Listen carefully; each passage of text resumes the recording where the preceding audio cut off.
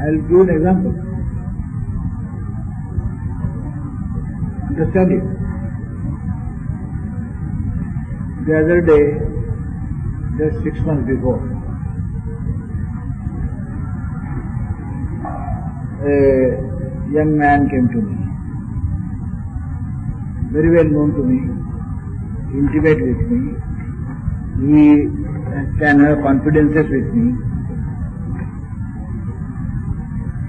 He came as a miserable man and he was telling his miseries to me.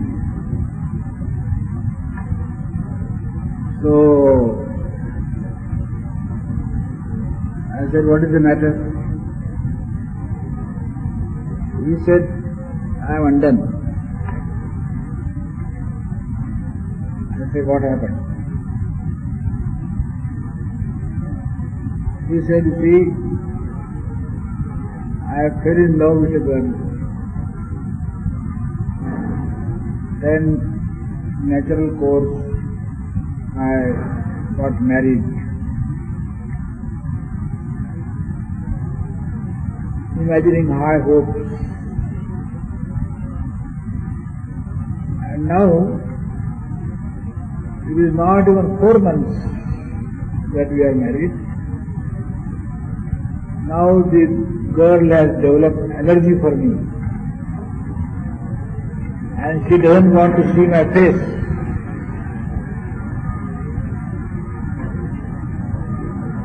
And she has left the house, telling that I am not going to return. Now my whole life is lost.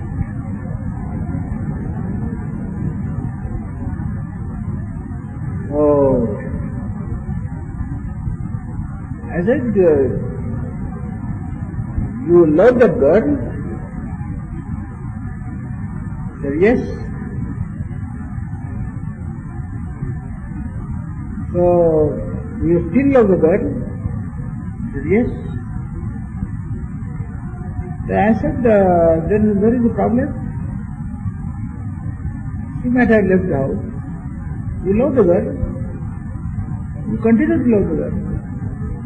You carry on your work. But he said, but she doesn't love me. So I said, how does it affect you? How does it affect you? Why should it affect you? Anybody doing a particular thing, how and why it should affect you? Are you not your own personality? Why for your pleasure and happiness you should have somebody else or something else outside you should be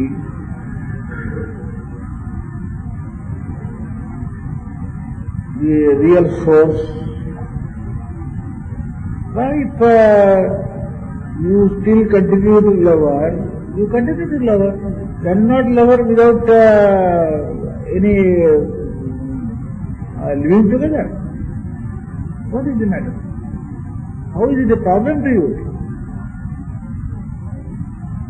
Your all happiness depends upon somebody. Why it should be so?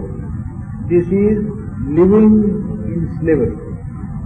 What I mean to say, you are not free man. You are all dependent upon somebody. Try to live in freedom. All your source of inspiration, you are doing work. For whom you are doing work? Are you doing work for anybody particular person? All your activity must have source within yourself. If it is outside yourself, then anything may happen to you. Because you are not yourself. You are just a slave.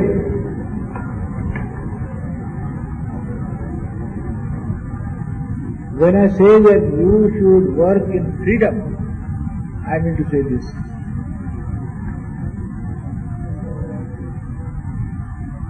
Why should you have something outside you If somebody loves me, then I am happy. Why it should be so? Why you should allow your heart to be outside you?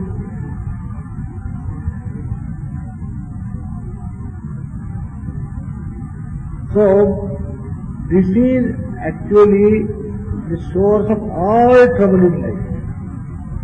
The persons who have all peace, all happiness, all inspiration within themselves. Within themselves means who have that eternal source, that God, the divinity. That is the source of inspiration. It will never be exhausted. They will never declare bankruptcy. Have the eternal source. Draw upon that. And don't make yourself dependent upon this.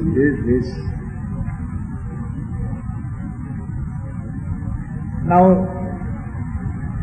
the another implication I tell you. You work for a cause.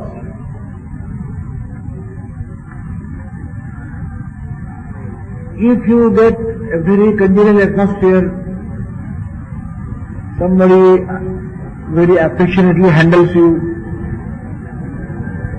Suppose you go in some field, your co-workers are there. You are put under somebody, some senior worker,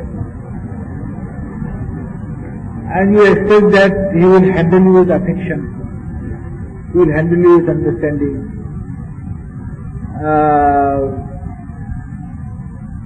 and then you can work. But if somebody handles you roughly, if somebody doesn't give you that affection, understanding your weaknesses, understanding your idiosyncrasies, understanding your sensitive nature, you may be sensitive in nature, you may have this weakness, that weakness, and all those who want to take work from you, they should treat you very carefully. Then you can work. If somebody handles you roughly, tells something bluntly, if you do some bad work or something wrong, some person who is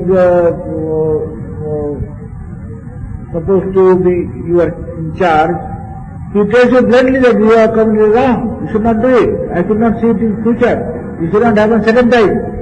You feel very sore. This you could have told me in a different manner, more softly, more mildly. I would have accepted it, but I am a sensitive man. I feel very sore, I feel very bad. Well, you may be a sensitive man. You may have your own sensitiveness, this, that. You are able to work only when you have all your surroundings full of affectionate people. And if you don't get it, what guarantee is there? You will get it always. What guarantee is there? The world is so vast. You may be in this situation, that situation. You may not always get affectionate people all around you. Somebody may handle you roughly. Your work, your enthusiasm, all your inspiration, is it going to depend upon what sort of co-workers you are going to get? If that is the condition, you are on slippery ground. You may fall any day. Your source of inspiration should be within you. You don't work for anybody. You don't depend upon anybody's affectionate handling. It is just like, you see in the railway platform, you find on the wagons it is written, on some wagons it is written, handle with care, glass. That means those atoms are to be handled with care. There is glass, it is break. Then, not to be loosely shunted. This wagon, there may be something inside. Its nature is such that you can't loosely shunt it. You can't just say, you go there. You have to prepare an atmosphere. Suppose you have to transfer one worker from one place to another, then you cannot just write a letter telling that, you see, that center wants some person of particular ability, so you are hereby immediately to go to that place. This is called shunting loosely. You have to prepare an atmosphere, you should call him, you should talk another thing, then say, well, that place is there, you are a very competent man, they want you, would you like to go? And then you prepare the atmosphere and then prepare him psychologically and he says, yes, I will go, then you send him. So, not to be loosely shunted. Just writing a letter won't do. So, if there are persons like this, glass, with care, not to be loosely shunted, explosive. If you just tell them, all of a sudden something, they explode. Immediately they will run away. They write a strong letter. I have not come to Raghunath for this purpose. Who are you to tell me? I will go. Go. Explode. So if you are such a person that you should be handled very carefully, then you can work. You must always should be assured, the organization must ensure that as long as this fellow lives, he will always get very motherly affection, very grand care, and all his idiosyncrasies, all his sensitiveness, all his weaknesses will be understood, and then accordingly the responsibility of adjusting him is squarely upon the organization. He is as he is. That is working in slavery. That I call, you are not working in freedom. You are all your activities, all your movements, they will start from within. If you can say, well, I accepted this cause, whether I get affectionate atmosphere, whether I get this, whether I get that, I am wedded to this cause. I will work in any circumstance, with anybody, whether I am handled roughly, whether gently, whether lovingly, whether affectionately, I am wedded to the cause.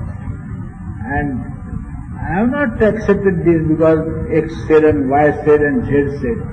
This is the mission of my life. The source is here, not outside. Not outside. Then you will become really independent like this. Then you are a free man. And you will be invincible in the world. Because nothing will affect you. No circumstance.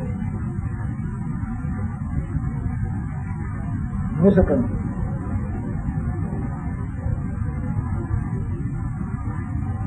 Some people get depressed. You ask, because I have seen 50 years in action. I know how people get disheartened, get depressed, get out of work, deviated, force changes. This depression is the greatest enemy of any social work.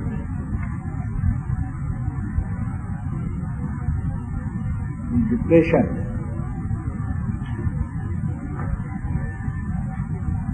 very bad disease.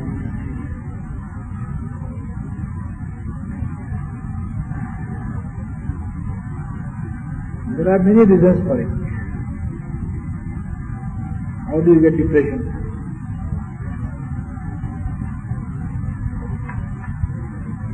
You see, ordinary people,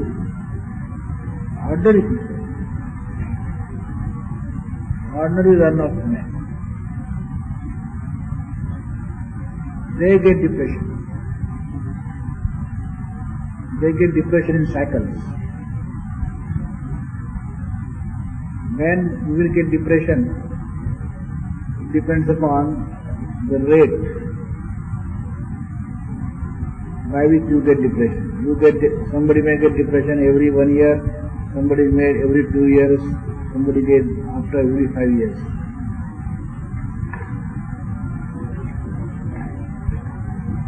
And when the depression comes,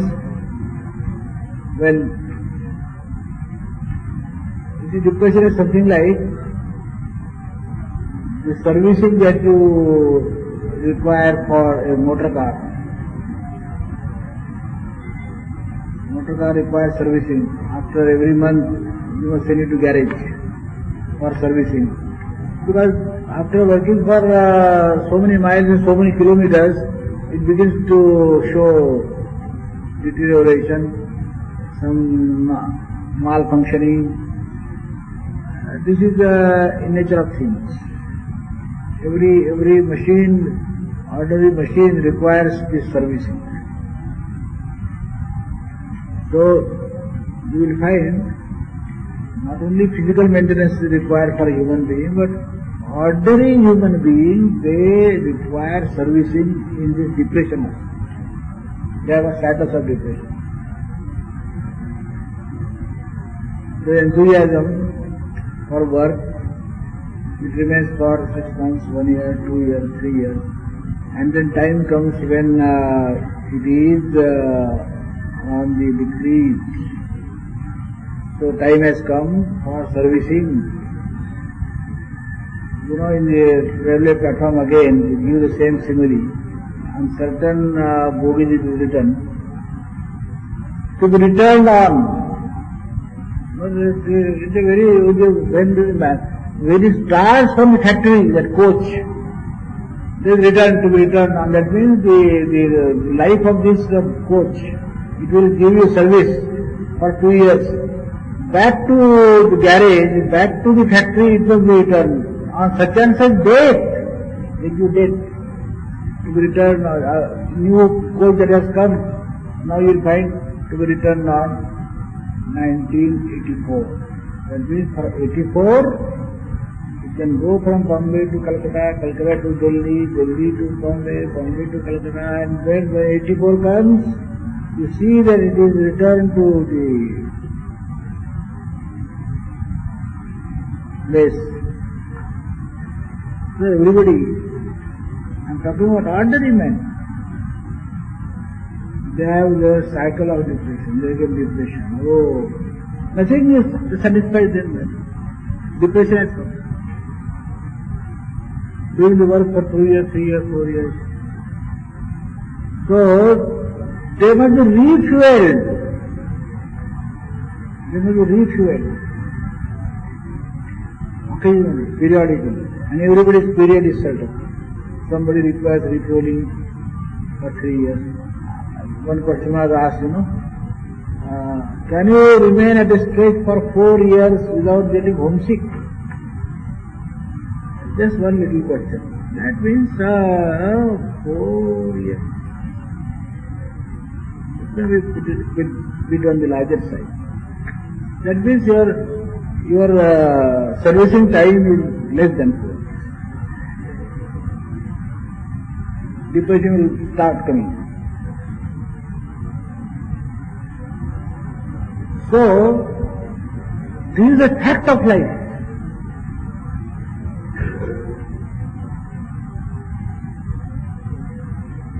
And if you can so fashion yourself that you never require servicing, your battery is never discharged. You know, there are certain things battery operated and dynamo operated. The battery operated thing, the battery should be changed. It gets exhausted. There is to be recharged. If you get a toy, battery operated toy, a toy train, there is chabi is given. As long as the chabi is there, the train will move. And when you are completely unwound, or the battery is discharged, then it won't move. Then you have to charge again. Then again it will move. So, your battery will be discharged within 1 year, within 2 years, within 3 years, and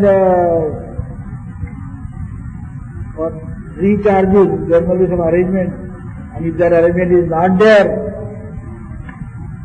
then you are in for trouble. So why this charging, discharging business? If you are dynamo operated, that is, as you go, you will charge. As you go, more you will be charged. The very work charges you. You are not battery operated.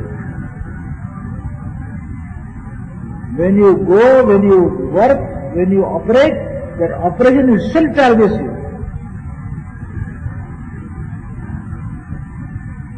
Ever charging, ever charge.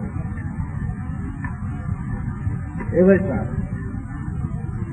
And that is possible only when all your source of inspiration is within yourself. Again and again I am coming to the same point. All your source of inspiration, if it is within yourself, then your battery will be never discharged. There is no necessity of refueling it, recharging it. Adversities come, let them come. Failures come, let them come. You will never be discharged. You will never get depression.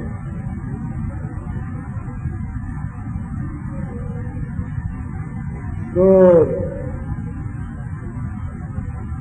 be a self-propelled worker. Self-propelled. Ordinary workers, they should not be called workers, but if at all you want to call them, they are like engine-propelled workers. Engine-propelled bogies. The bogies that are all over the country, what do they say? You suppose they have the power to speak, what will they say? That we are here. Let an engine come and let them take us anywhere they want. We are prepared to go. But we can't go by ourselves. There must be engine. Engine must connect us to them. And when engine goes, we shall also go.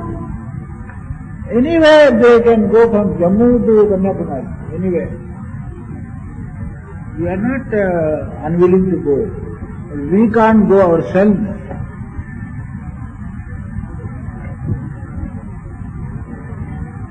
If we are to play the role of an engine, what will engine do? Then for engines, who will carry that? Should there be super engine? Have you seen any train where all are engines and there is super engine? And super engine takes all engines. If engine means taking many people behind. This dynamic worker is like an engine. Engine is self-propelled. It has the inbuilt mechanism to create energy and to use energy. While using the energy is created.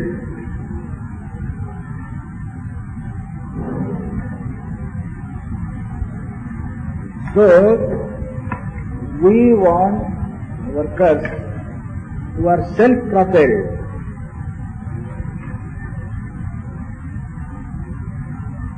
Under any circumstance, they will be on the move. They don't require anybody's power to make them move. They are self-propelled. Self-charged. No possibility of getting discharged.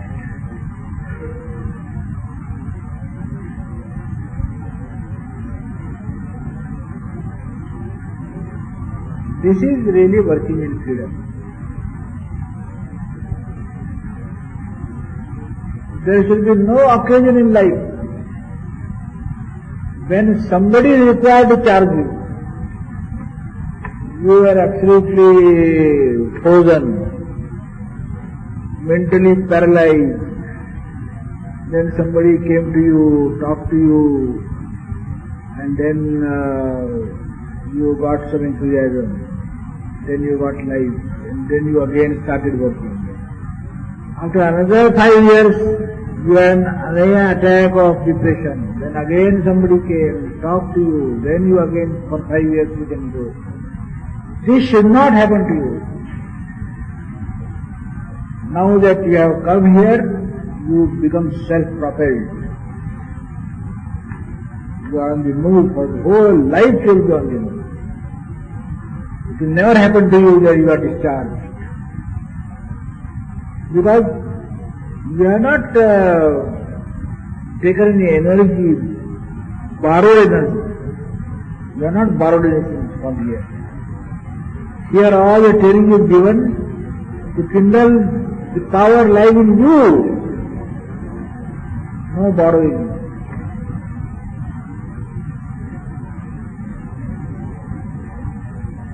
You are working on your own power. You have started your pilgrimage on your own power.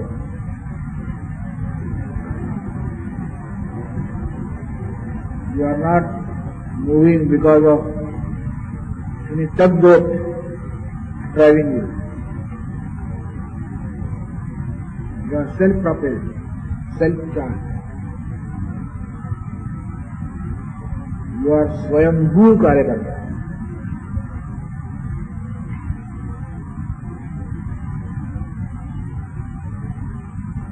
You are not like moon taking light from the sun. You have got your own light because you have attached your bandwagon to divinity itself. You are the particle of divinity itself that you are realizing. Now you don't require these outside things that might have been necessary before. Now there is no necessity. You are put on your own power. Whatever circumstances you are put in, whatever company you get, whatever fights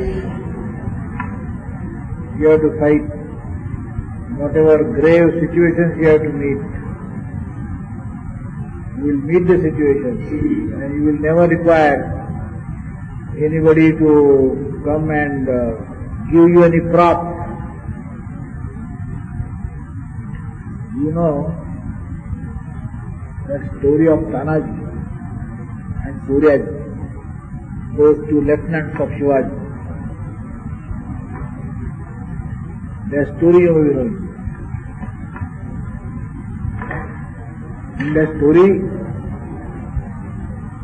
Shivaji wanted to capture one fort that was under a Muslim. How to capture the fort? So he called his lieutenant by name Tanaji and he said that his fort must be captured. I entrust this to you. He accepted the challenge and then started planning how to take it.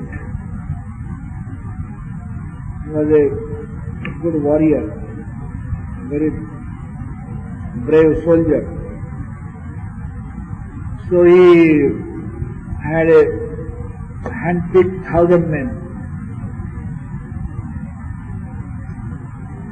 He took his brother for his help. Those 1,000 men were divided into two parties. One was given to this Suryaji, his brother, and the other batch he headed himself. It was arranged that the fort to be attacked from 2 points, from the back and from the front. So Suryaji was asked to go from the front at a particular hour. Till that time they should keep themselves hidden. At a particular hour they should attack, storm fort from the front gate, whatever the price. And Tanaji took upon himself the task of climbing the fort from the back, which was unguarded, because that was a very steep wall. A steep wall-like thing was there. So anybody who managed the fort thought that side to be safe. Nobody can climb from that side. So this Tanaji particularly chose that side, which was neglected, which was left unguarded. Chose that side.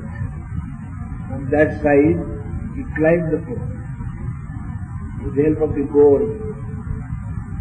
He tied rope, that gourd went up. It has the capacity to nails to be rooted into the soil, to the floor. So, with the help of the rope, the 500 people climbed. When they climbed up, they put nails and lowered down other ropes for other persons to come. So all the 500 people, with the help of ropes, they climbed up. At the appointed hour, from the back side, they attacked. The idea was that they should attack and straightway go to the front door by killing people, whoever comes in the way. And going to the front door, they should open the front door, so that by the time Suryaji, with his other 500 men, will come in, and then final assault they would make. So accordingly, the 500 men, selected men, they climbed up, they attacked, and they straightway went to the front gate.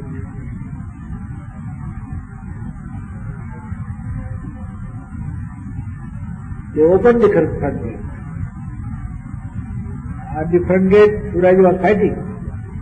So all of a sudden, when these 500 people, they came there on the scene, the inside forces were surprised from where these people have come. They had come from behind. So, as soon as the gate was opened, 500 people entered, and there was a very pitched fight. Almost the victory was won. But in the fight, when the in charge of the fort, he was also a Rajput, converted Muslim. He was also equally a matching warrior. When he came to know about it, he came with sword in hand and he called all his men. And then the real fight began. And when he confronted Tanaji, both of them fought. And in that, both of them got the wounds. And both of them fell. But when people came to know that this Tanaji has become a victim and fell down, panic spread in the people who were in the Tanaji's batch. And the first thing that came into some people's mind was this, that now where to go? Our leader has fallen down. Now what will happen? So why not go back from the very road, lower up to down, the very road from with the help of which we came up. So when some of them started running to the ropes, with the idea that they will run away, with the help of those very ropes with which they climb up. Suryaji saw this. Immediately he went and cut the ropes, all the ropes. With his sword in hand, he told the people that, well, you want to run, but I have already cut the ropes. You cannot run now. You cannot go home. There is scope for you to get down the fort, that is by jumping and die. Jump and die if you want. Or, like fighters, come along with me. Fight the enemy. Even if you get death, anyway you are going to die. There are only two ways open: to die jumping down the fort walls, or die fighting the enemy. I give you two choices. And then it is said, the army returned. They fought and won the fort. What happened? Panic spread. Depression came. And when depression came, it was the role of Suryaji to remove the depression. You may be required to play the role of Suryaji in life. But mind, you should never need a Suryaji. You should not need a Suryaji. You may play the role of Suryaji in times of difficulties to make people awaken to their duty. But if you require a Suryaji to remove your depression, that will be tragic. You should be self-sufficient. You should be self-propelled. So, this very important thing in life, before leaving this place, I am giving you as a gift. You remember this. Work in freedom. Don't work in slavery. Don't work for anybody, X, Y, Z. Don't take inspiration from anything outside you. Take inspiration from the divine within. You work for the divine. You are the instrument in the hands of divinity. That will give you enough strength. You will be invincible in life. You can confront any situation. You can put up a challenge to any circumstance. So, to be self-propelled is a great qualification. That transformation is a real transformation. You get certain virtues in you, some other qualifications in you, some abilities, some capacities. Good. All these changes are necessary, you try for them. But the most important, which will be your life companion, is this. See that all your inspiration is within.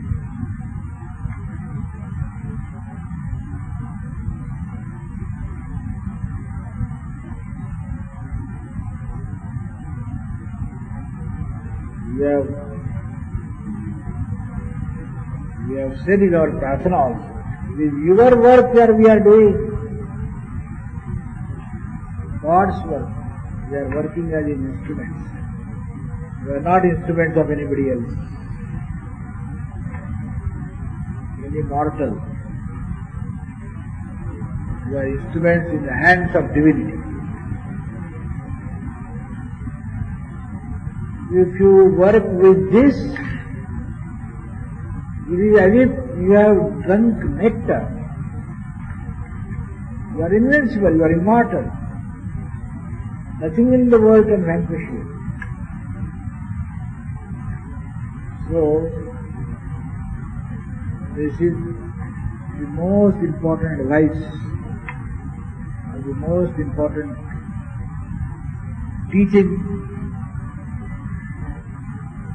that I can pass on to you. In all my life, I have found that this helps. Nothing helps. All other things are all secondary. This helps. If you are self-contained,